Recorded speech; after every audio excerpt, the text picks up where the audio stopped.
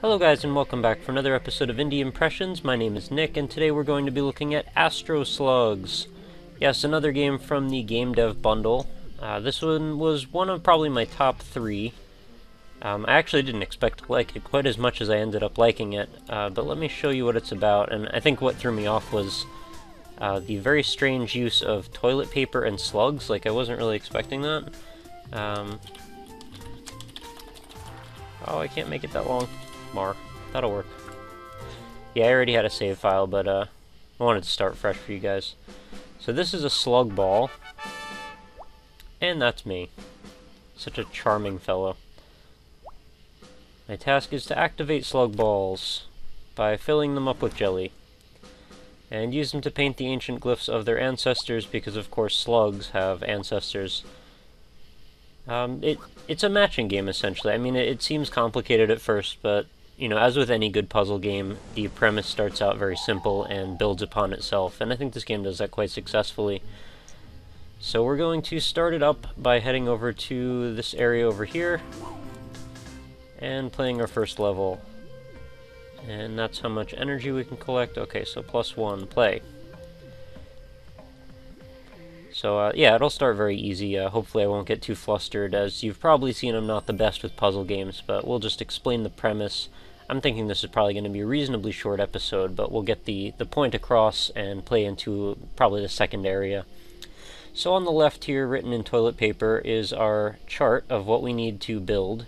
So we've got this square shape, like a L-ish shape, a 2-unit horizontal line, and a 4-unit line. So, you know, based on this, you would probably intuit fairly quickly, create those shapes, and that's exactly what we're going to do. Thankfully, this level, they build all the shapes automatically for you, so you really don't have to do much logic. This is about as straightforward as you could imagine, but it's a tutorial, essentially, so no big deal. Good game. And I get this weird jelly mango thing. Yeah. I've done a good job. So it's going to give me that little animation every time I finish a level, which at the beginning is a little annoying considering how often you'll finish levels. But later on the levels take longer, and then that becomes a little bit less obnoxious. So there's a few main charted areas on this map that get revealed over time as you solve more and more puzzles, and what's kind of nice is as you get to the harder ones, it actually will go in and fill in some of the puzzles for you, like extra harder ones for you to go back to, so there's always more to see. So this time we've got a little bit of a different chart here, so 2 of these 2 lines and then this L shape. Using my ability to spatially recognize what's going on here, I'm going to say symmetrically we're going to build them like this, like that, and like that. Another simple one. But please don't be fooled, the puzzles get very, very difficult, and this is actually what I like about this game, is it's a familiar premise. Like, we've seen a lot of games where you make a shape in various different ways, but I don't recall ever seeing one that seems to have so many different solutions. And as we get further in, you're going to see... Oh, what's this little beehive here? I want this. Nope, can't have it. You're going to see that a lot of these areas, I mean, they essentially come down to a few solutions, but like this, there already seems like there's a lot more I can do. And it's going to teach us that we can delete shapes by completely tracing them and pressing left and then right-clicking it. Okay. And then, of course, we can always go back and reset it. Good to know. Rotating, and we can also rotate them 90-degree angles. So basically, whatever the shape is, you can turn it around. It's just the function, like the basic form of it, that we're trying to keep here. So this one's a little bit less obvious. I'm going to start easy and see what happens here. So we got to make 4 of those L's. What's the best way to do that? No, that's not going to work. I think this one is designed to mess you up a little bit, so you can sort of learn how to delete stuff and move around through that. 2 more? Okay, that'll actually work. So you can see there's a few ways I could have probably done that. Respect. Wish it had a nice, like, LEG voice for that. +1. Okay, that's another one down. think the first area is pretty sparse. Hey, a nice eggplant to live in. Probably beats the pineapple into the sea. Yes, I'm 27. I just made a freaking SpongeBob reference, I know. Alright, diamonds and nesting. I don't really think we need to know too much about this, but it's explaining that we can cross over if we need to. And to paint a shortcut, we can actually just do this, like, cross shape, which is taking me back to the Castlevania on the DS days. So it's, yeah, pretty obvious what to do with this one. Or is it? No, it is. Kept you in suspense there. So we're getting lots and lots of energy, and then I guess our slug buddies will eventually be able to power up our spaceship and take back off into space, like most slugs do. But yeah, what really put me off at the beginning of this was the art style mostly, and it's not that the art style isn't nice, it's very well done actually. The art's crisp, it's well produced, I don't have any issue with that. It's just sort of this weird vibe about it. Like, I don't really get what they're going after with the slugs and the toilet paper. I mean, slugs are inherently sort of trashy creatures. I mean, I've sort of grown to like the one from Futurama because he parties all day. But I still feel bad for him because he got crushed by a rock. Regardless, yeah, I don't know. The slugs put me off, but the rest of the way this plays sort of brought me back in. I definitely had a good time solving the puzzles with the amount of time I spent with it, and this is a fairly easy one as well.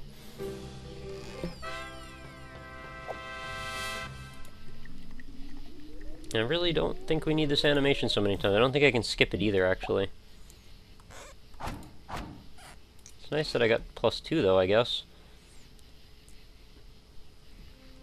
Alright, so we're back out to the world map. You'll see our area we started in right over here has now broadened to encompass this area as well. And I believe we will next reveal, like, over here or something. Oh, thunderstorm. I don't know what's over here, but I assume maybe that's like the Super Grandmaster levels or something. So there's all of these puzzles to start with, and then when we clear this area there will be even more. I'll just pick one at random, because it really doesn't matter what order you do them in. They all just sort of progressively get harder.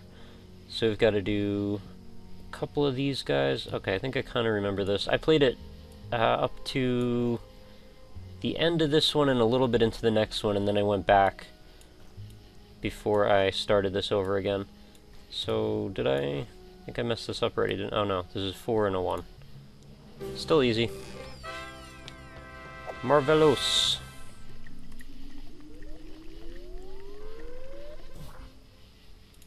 As with the beginning of most puzzle games, you know, it sort of strokes your ego a little bit to get you hooked and make you think you're sort of good at it, and then eventually it sort of moves the bar away until you find out you're not so good after all. And then eventually it just crushes you to death with punishing difficulty. But, you know, that's the fun of a puzzle game, is to learn as you go and get better. So 2 of these, and hopefully the premise of this game is fairly obvious at this point, what we need to be doing. Actually, maybe put this one up here. So we got quite a laundry list here to come up with. 2 of these. I gotta keep the single dots as like wild cards to put in spots that I don't really have anything else to solve with. Should be able to cross over, yeah, but then I'm screwed here. And then there will be backtracking, for sure. What can I do with this? I can do like this. That gets rid of a bunch of those. Hello, there's a weird demented derp squirrel over there. Get rid of one of these, move it over here. So this is sort of what we do. We sort of just move them around until we find a nice compromise to handle what's left. And that's one way to do it. Hey, it's derpy. Everything's a little bit derpy in this game, but it's okay. I've learned to love it. And this is a game that really came out of nowhere. Like, aside from the game dev bundle, I had no idea that this was even a thing to know about. So I guess I'm kind of glad that I was introduced to that.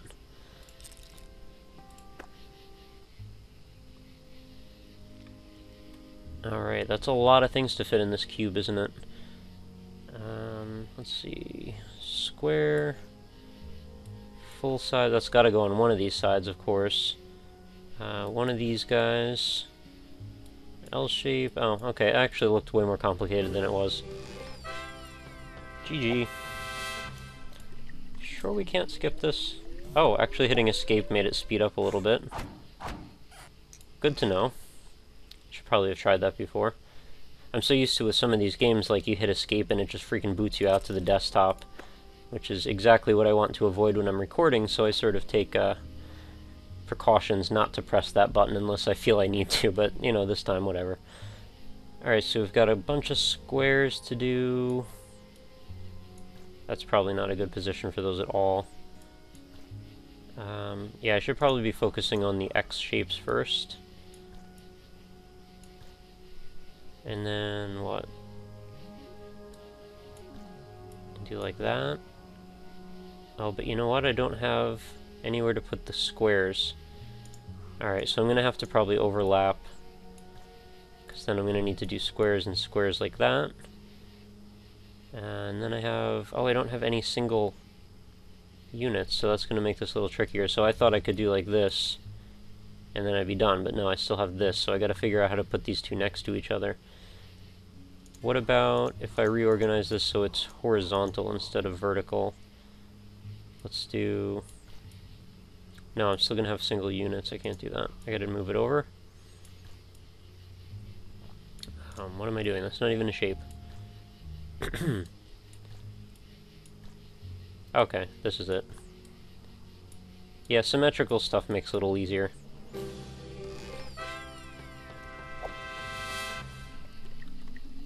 Yeah, holding down escape makes this much more fun. So yeah, pro tip for you guys when you're playing Astroslugs, you know, be liberal with your use of the escape key, it's not going to hurt you. So we're almost through this first whole area. This huge gap in the center is telling me clearly I need to be applying these diamond-shaped patterns here. We've got lots and lots of these diagonals, so we're going to use those.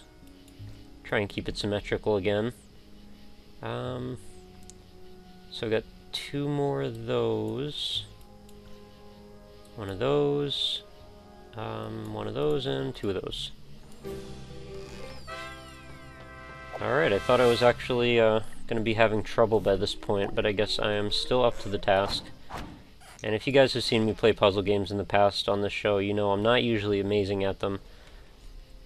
But I think this game has a pretty nice gradual difficulty curve on it. It's not a wall, at least to the degree that I expect it to be in most games nowadays. So we've got the, I don't know what you call this one, the cross T-shaped tetrad shape. We've got a whole bunch of those, so we got to learn what to do with them. I'm going to use the tried and true method of symmetricality, which I don't know is a word. Let's see, cross here. Can I do... no. Can't do that either.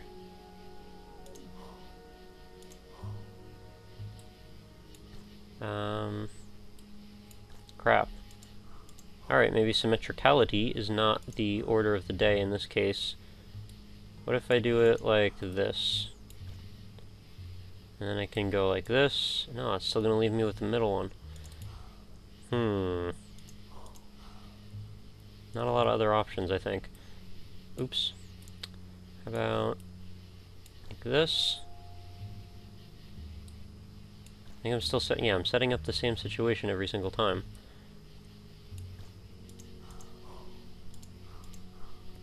Alright, why don't we work away from... I was gonna say work away from a different shape, but it's weird that there's just this one of this, because that's not really a typical angle to have to go after like that. Alright, let's just play around and see what happens. Maybe I'll just get it by accident. I'm not gonna get it like that.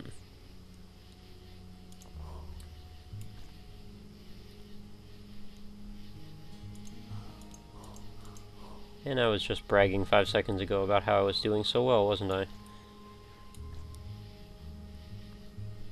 the hell am I going to do with this one single diagonal?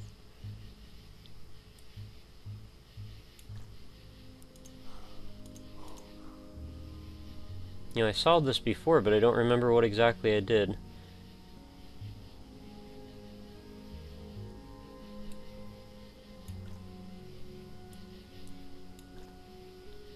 No, that's not gonna work. Did I do back to back like this? I might have done this already, I don't even remember. I'm gonna have all of these. That's still gonna leave me with the same. I want to not do it symmetrically, I think is the issue. But that's very difficult for me because I really want to do that. And I don't have a single point to put in the corner. What if I do this? Or something? I think I might be onto something now. No. Damn. What can I do to get this? There we go. Ha! Compromise. Yeah, so my solution has been to sort of work from a different template, like pick the shape that's giving you the problem and start with that. Sometimes that seems to help. Pardon me, I'm like having trouble with my voice today. So we found some more puzzles. They don't seem very difficult. Gladly you don't have to solve them right now. Gladly? What do you mean? Head for the next area if you want some easier prey. Alright, so those are the blue super balls. Let the jokes ensue. And we're gonna move on to where? The desert, apparently. Let's just have a look at the sand diamond level, and I think we might be about ready to wrap it up. Oh yeah, this is gonna be probably way too hard. Because I don't actually remember how to solve any of these ones. I'm not sure I did. I can still mess around with it, though.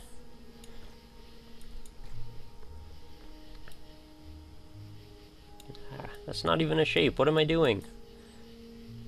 Okay, I don't know what I'm doing anymore.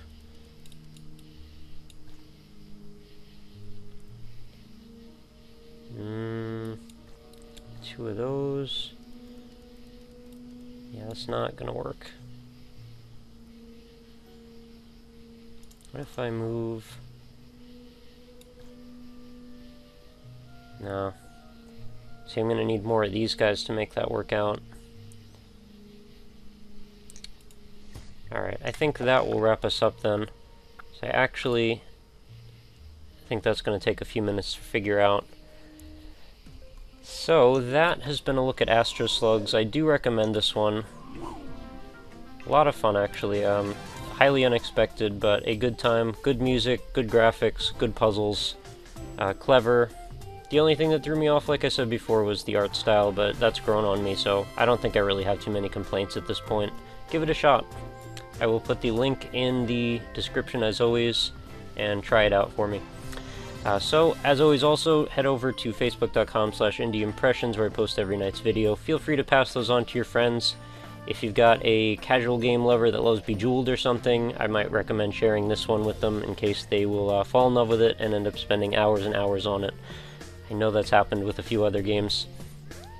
So beyond that, I would also recommend follow me over on Twitter at RockLeeSmile and at indieimpression, and you will be right on the cusp of all the new information whenever I post new videos. And you can feel free to send me any game requests you might have over that, or YouTube, or Facebook, or wherever you like. So thank you again for watching, guys, and I will see you tomorrow with another episode. Have a good night.